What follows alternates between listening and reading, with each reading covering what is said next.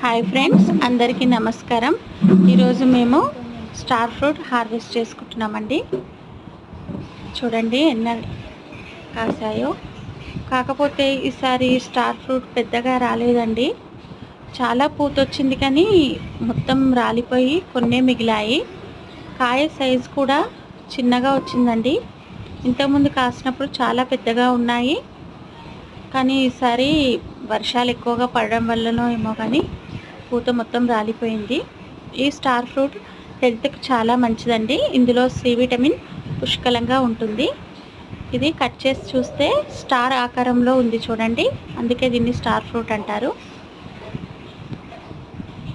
నా వీడియో కనుక నచ్చితే ప్లీజ్ లైక్ చేయండి, షేర్ చేయండి అండ్ సబ్స్క్రైబ్ చేయండి. థ్యాంక్ యూ అండి.